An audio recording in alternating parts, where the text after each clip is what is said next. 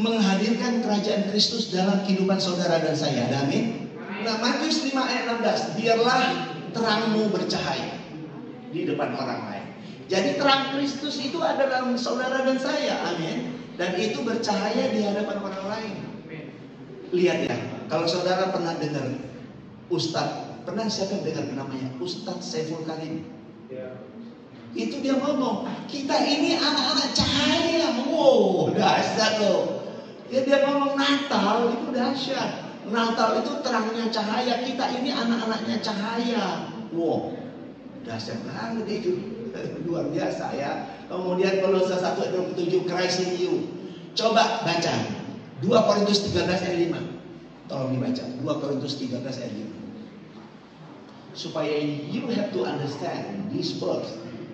Ayat ini saudara harus pegang teguh dalam hidup saudara, supaya saudara tidak pernah kacau. 2 Korintus 13 ayat 5. Ujilah dirimu sendiri, apakah kamu tetap tegak di dalam iman? Selidikilah dirimu, apakah kamu tidak yakin akan dirimu bahwa Kristus Yesus ada di dalam diri kamu? Sebab jika tidak demikian, kamu tidak tahan uji. Wow, luar biasa ya. If Christ is not in you, you are disqualified. Gitu lah katanya ya. Kalau dia nggak ada, kamu diskualifikasi. Nggak ada artinya. Ya. Jadi Christ Jesus is to be in you. Ya, ada dalam saudara saya. It's not your power, bukan kekuatan kita, but Tuhan yang sebagai sumber kehidupan, sumber kekuatan dalam saudara dan saya. Ya, dahsyat ya. Nah, kemudian ini ayat-ayatnya ya Galatia. Kan Galatia 2 ayat 20 katakan apa? Hidupku bukan aku lagi, melainkan siapa? Kristus yang hidup di dalam aku. Dan hidup yang kuhidupi dalam raga ini, daging ini, hidup oleh iman siapa? Iman Anda atau iman dalam Kristus? Iman dalam Kristus. It's not our iman, dalam Kristus itu kita hidup. Yang telah mengasihi saudara, yang telah menyerahkan dirinya bagi saudara dan saya. Dahsyat sekali saudaraku. Kita ini orang-orang luar biasa semua. Ya. Kemudian, mari kita hidup itu dia Kristus itu yang ada di dalam kita juga terekspresikan. Maka Filipi 2 ayat 5 katakan, hendaklah dalam hidupmu bersama menaruh pikiran dan perasaan juga yang ada pada Kristus menjadi pikiran kita dan perasaan kita, saudara. Ya, luar biasa ya. Nah, kemudian, mari kita senantiasa bersyukur day by day, time by time, waktu berlalu setiap detik. Intinya adalah mengucap syukur. Berterima kasih dia masih memberi nafas kehidupan kepada saudara dan saya, ya, sehingga kita memiliki kita sebagai Yerusalem yang baru, sebagai bait sucinya, ya, kita memiliki relasi ginosko. Ginosko itu kalau diterjemahkan ke dalam bahasa Indonesia, itu kalau ada suami istri berhubungan intim, ini lebih hebat lagi ini sama Tuhan. Sama Tuhan itu sudah lebih itu dari hubungan suami istri. Kita itu betul-betul menyatu. Makanya Tuhan berkata gini, apa yang dipersatukan Tuhan tidak bisa diceraikan oleh manusia. Itu berbicara apa? Berbicara Tuhan menyatukan dirinya dengan gerejanya. Waktu Tuhan sudah menyatukan dirinya dengan gerejanya, tak ada seorang manusia pun bisa memutuskannya. Itu maknanya itu sebetulnya. Ya keren ya? Itu maknanya adalah tidak bisa terpisahkan. Tak seorang pun bisa memisahkan kalau Tuhan sudah menyatu dengan kita. Tidak ada kekuatan apapun. Gitu, maksudnya juga gitu. Terakhir kan ya, hidup yang melayani sesama. Jadi saudara, saudara diciptakan untuk melakukan pekerjaan baik. Karena kita buatan Allah diciptakan menjadi manusia baru di dalam Kristus untuk melakukan pekerjaan baik. Pekerjaan yang baik yang dipersiapkan Allah sebelumnya supaya kita hidup di dalam pekerjaan baik itu. Yang pertama apa? Kita menghidupi bahwa kita bersama Dia di dalam Dia. Itu yaitu Pak. Kemudian kita menceritakan tentang Dia. Dan tadi kata Pak Wilson, berbuah banyak. Karena kita memiliki pergaulan yang intim, kita mengenal Dia lebih dalam. Itulah yang kita sampaikan kepada banyak orang supaya orang mengalami apa yang kita alami. Gitu maksudnya. Nah, saya mau bertanya, dalam waktu yang singkat, tinggal masih ada waktu, bagaimana menyembah Allah dalam roh dan kebenaran? Coba ada yang bisa memberikan gambaran? Satu orangnya. Ayo, teman-teman, adik-adik mahasiswa. Bagaimana menyembah Allah dalam roh dan kebenaran? Ayatnya Yohanes 4 ayat 24. Allah itu roh. Dia menghendaki kita menyembah yang benar, yaitu menyembah Allah dalam roh dan kebenaran. Ada pendapat adik-adik? Bagaimana menyembah Allah dalam roh dan kebenaran? Ini dari saya ya, apa yang saya pelajari ya. Menyembah Allah dalam roh dan kebenaran adalah satu kesadaran penuh.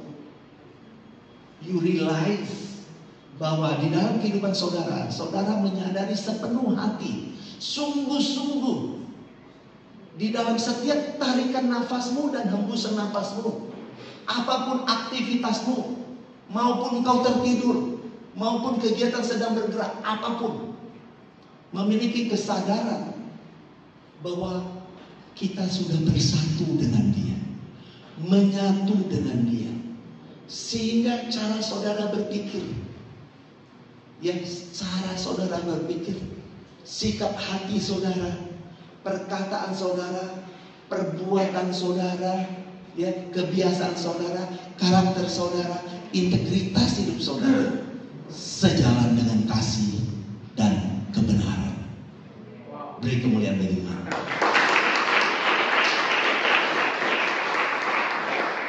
Itulah saya coba mendefinisikannya, menyembah Allah dalam roh dan kebenaran. Kesadaran. Apapun aktivitas saudara, mau itu tertidur, sedang bergerak, apapun itu, tersadar bahwa you are unity dengan Dia, bersatu dengan Dia, menyatu dengan Kristus, sehingga pola cara saudara berpikir itu, ya, cara saudara berpikir, sikap hati saudara, perkataan kita, perbuatan kita, kebiasaan kita, karakter kita, integritas kita, sejalan dengan kasih dan kebenaran. Waktu saya datang ini luar biasa banget. Kita nggak ada cari muka sama Tuhan, karena Tuhan ada di dalam saudara dan saya. Kita lah ekspresinya Tuhan dalam kehidupan sehari-hari. Ini dahsyat banget. Jadi saudara ada di STT ini nggak secara kebetulan, teman-teman. Ya, saudara ada di STT ini nggak ada secara kebetulan. Tapi Tuhan mau pakai saudara luar biasa. Jadi kemana saudara pergi dan saudara berdiri, jadilah kesaksian bagi Sang Kristus, sehingga banyak orang akan terinspirasi bahwa menjadi, kalau disebut di awal murid Kristus ya bolehlah, tapi gerejanya Anda dahsyat, ya, Anda dan saya dahsyat semua, ya.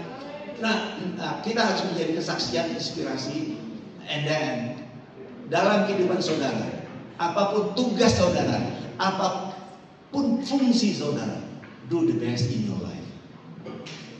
Do the best in your life.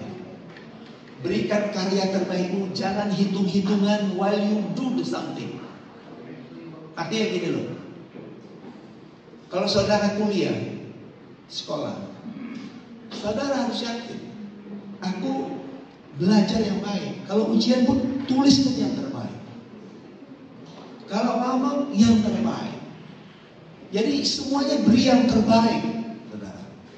Ya, dalam pekerjaan beri yang terbaik.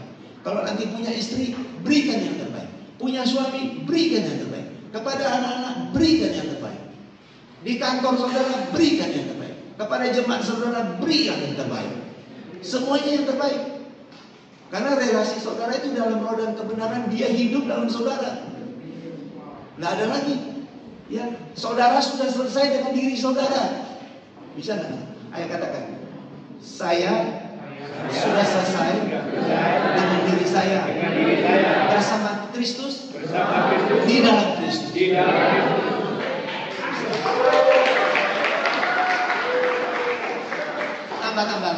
Tambah lagi. Saya tidak cari muka pada Tuhan.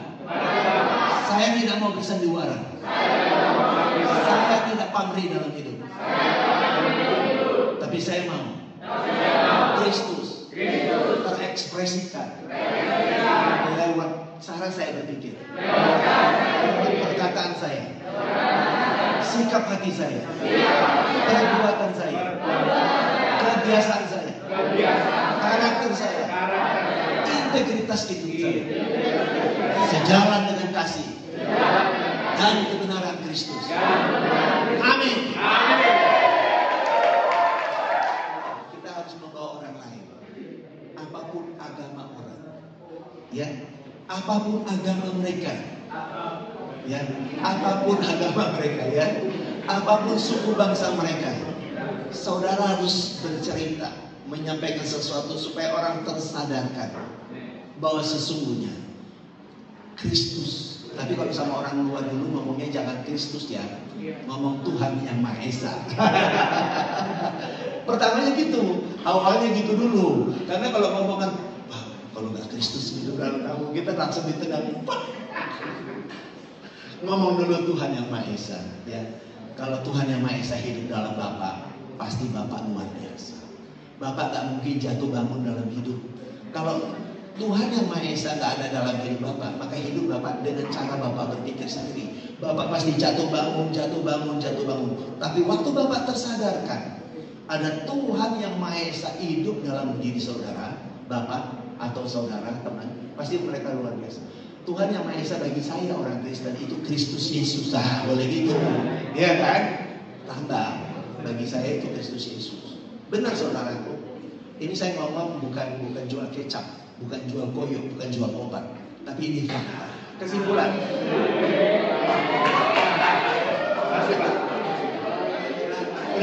Kesimpulan. Ini saya ini terus terang aja kalau di depan mahasiswa generasi muda, saya itu semangatnya nambah-nambah. Kenapa saudara? Karena saya dulu ngebayangkan saya seperti saudara dulu di kampus gitu, kuliah gitu. Jadi orang yang kuliah itu positifnya pikiran ke depan tuh gimana, kadang-kadang gimana ya lagi nggak tahu ini gitu. Ya, saya juga dulu nggak tahu, jalanin aja hidup ini bersama dia di dalamnya. Semuanya luar biasa ya.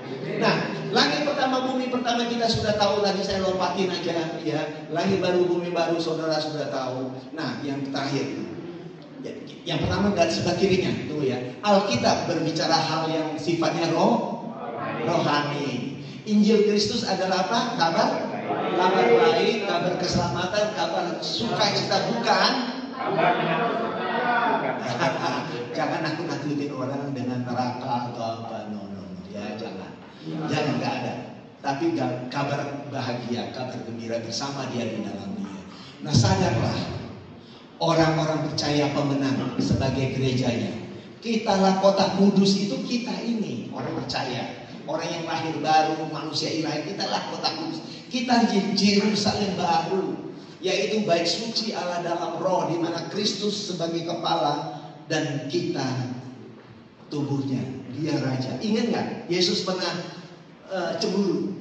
Coba ada ayat cemburu nggak di Alkitab? Yesus pernah ngomong apa sebagai ayat cemburu? Ayo apa? Kalau apa? Apa? Yesus pernah ayat cemburunya pernah ada. Dia berkata gini, Yesus pernah berkata gini, serigala punya liangnya, burung punya sarangnya, tapi anak manusia tidak punya tempat untuk meletakkan kepalanya. Jadi tujuan dia adalah menciptakan gerejanya, menciptakan jemaahnya supaya dia berdiam di tengah-tengah umatnya. Ada nih? Itu dahsyat sekali saudaraku. Jadi itu bukan cuma ayat hilang percuma, enggak. Itu punya makna yang sangat dahsyat. Yesus, goal Kristus turun ke bumi adalah menciptakan jemaatnya, bait suci yang barunya yang bangkit pada hari ketiga. Sebenarnya bait suci yang bangkit hari ketiga itulah kota kudus. Ingat kan? Waktu dia bilang, waktu Yesus bangkit, ingat kan? Kuburan terbuka, orang-orang kudus bangkit menuju ke kota kudus, betul?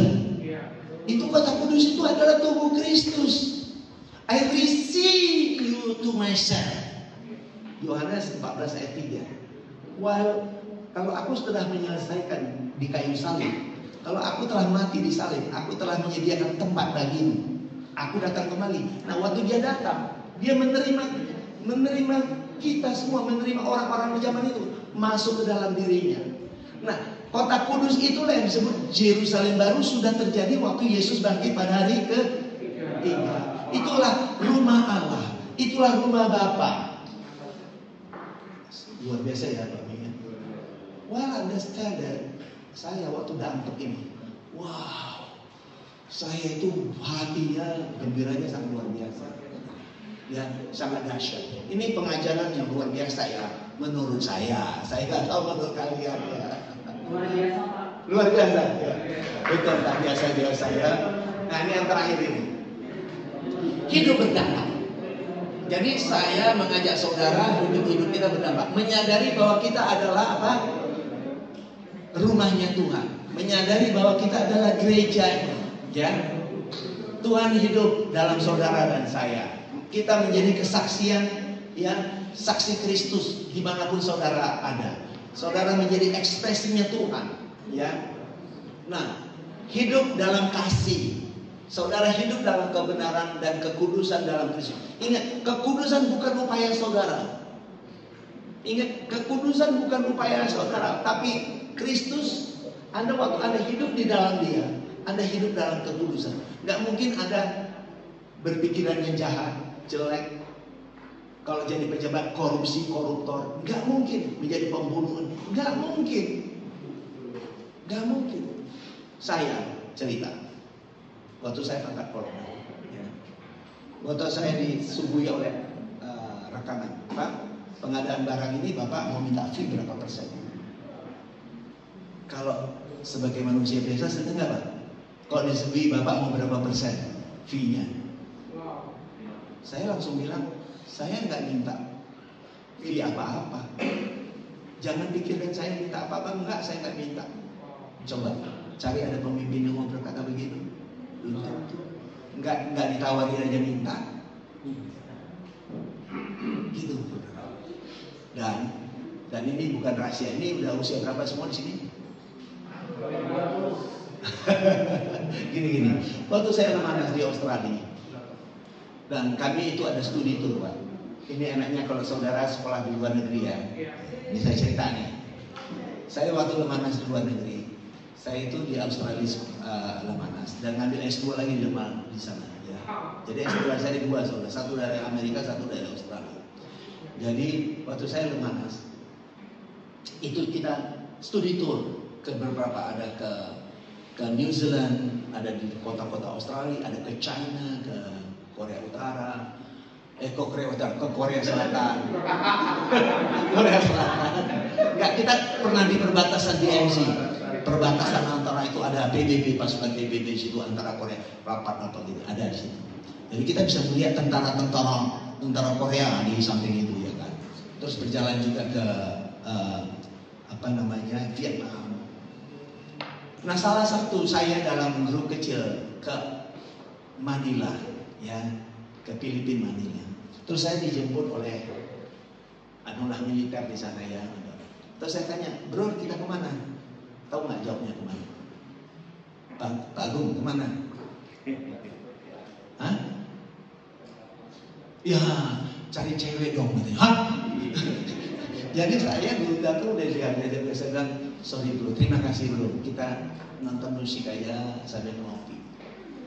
Biasanya kalau laki-laki dunia dia bilang yes, gitu saudaraku. Tapi di sini enggak. Di sini teriak-teriak, enggak ada bedanya. Kalau dia gitu. Enggak ada. Ini cuma juga, jangan dibawa dalam hati ya teman-teman ya. Ya, jangan ya. Itu pengalaman aja, saya hanya share sama teman-teman. Terakhir itu Anda sama saya, kita semua mari memberikan karya terbaik.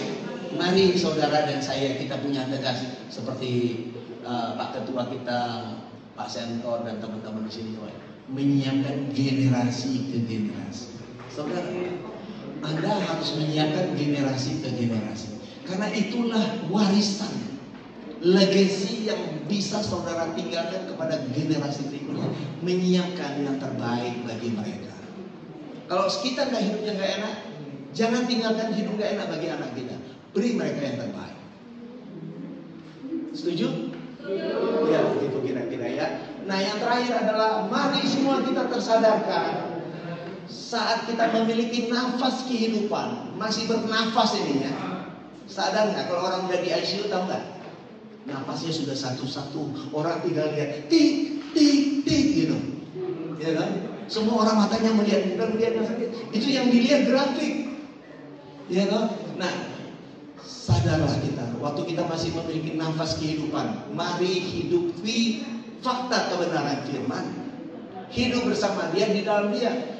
Bukan memikirkan yang nanti akan terjadi. Misalnya rapture gimana, nanti gimana kerajaan 1000 tahun, gimana ini gimana. Saudara habis waktu memikirkan itu, dan saudara tidak mengalami, nanti udah meninggal dunia. Engkong kita, opung kita, kakek kita dulu mimpi seperti itu, tapi udah meninggal semua Pak Agung. Nikmati nggak? Enggak. Mereka tidak menikmati kebenaran hidup yang sesungguhnya nggak dihidupi. Mereka banyak dalam hayalan dan mimpi-mimpi. Dan saya tidak mengajak Anda hidup seperti itu. Jadi hiduplah dalam fakta bersama Tuhan di dalam Tuhan. Present moment ya. Nah, but now sekarang ya, now kita telah hidup di langit baru, bumi baru yang terus ongoing in Christ. Ikuti saya, but now. Sekarang juga kita sudah hidup di langit baru, bumi baru, bersama Kristus di dalam Kristus.